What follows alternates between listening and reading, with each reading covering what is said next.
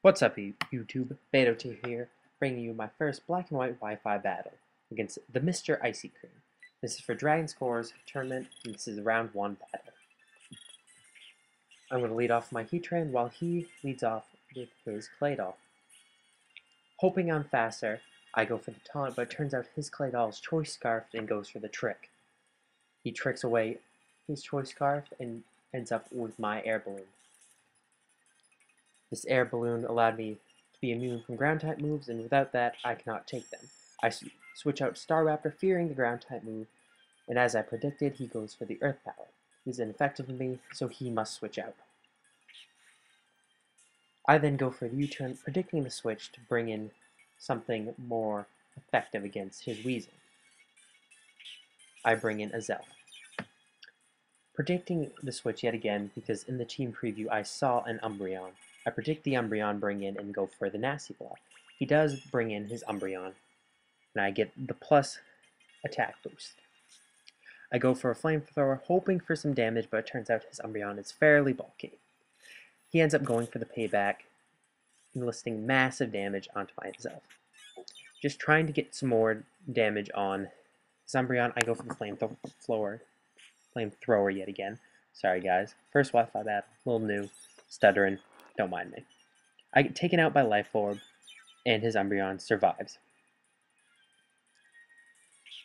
I go back into Staraptor, go for the U-turn, and end up taking out his Umbreon.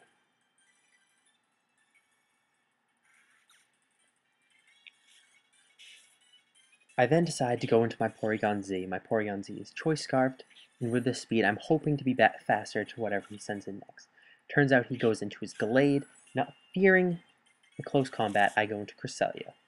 Cresselia then ends up taking that close combat like a beast and goes and sets up a nice Reflect.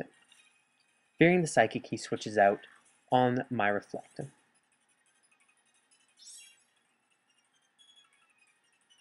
He brings back in his Claydol as I go on the light screen, and Claydol decides to go for the trick yet again. This trick switches my Air Balloon with his light clay. Sorry guys, yet again, stuttering. I bring in Zeus, my Thundurus. He goes for the Stealth Rock, knowing I have two different flying type Pokemon trying to get some damage. I go for the Dark Pulse, does a little over half. He goes for the trick yet again, giving me my Cresselia's Light Clay.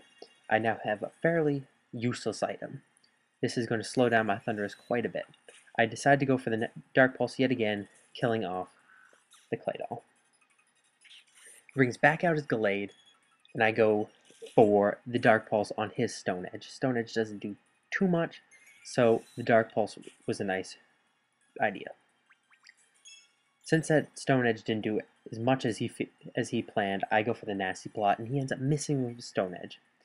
He goes for the Stone Edge again, and it misses. So that allowed me to get the attack boost and the Dark Pulse off. The Dark Pulse does not kill the Gallade, and I end up dying to a Stone Edge because of a critical hit and the Reflect being worn off.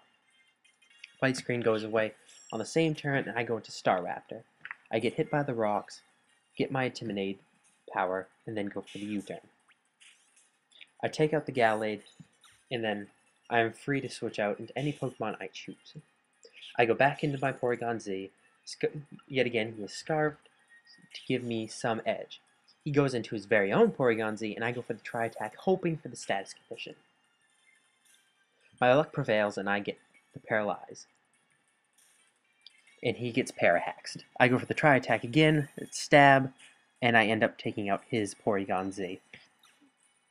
In comments after the battle, MrIceyCream believed that the Parahax was what allowed him to lose the battle. I'm not quite sure, so leave a comment in the video on your own opinions. He decides to go out into his Scyther as I go for the Tri-Attack yet again. He sets up on the Swords Dance, and I go for the Tri-Attack once more, just getting some damage on the Scyther.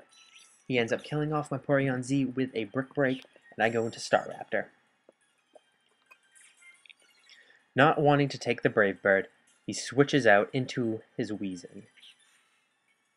On the same, I do in fact go for the Brave Bird, not doing very much to that Wheezing, seeing as Wheezing is very bulky.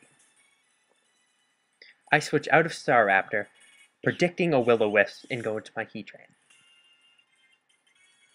He does indeed go for the Will-O-Wisp, and with my Heatran's Flash Fire boost, it raises all my fire attacks. I decide to go for the Stealth Rock, seeing as once that Scyther is brought in, it will be an automatic KO. Weezing goes for the Pain Split, doesn't do too much, seeing as he's not that low on health. I decide to switch out of my Heatran and go for the Cresselia. Cresselia then will go for the Psychic, seeing as he doesn't want to switch out because Scyther will automatically die, and he wants to try to get some damage on my remaining pokes.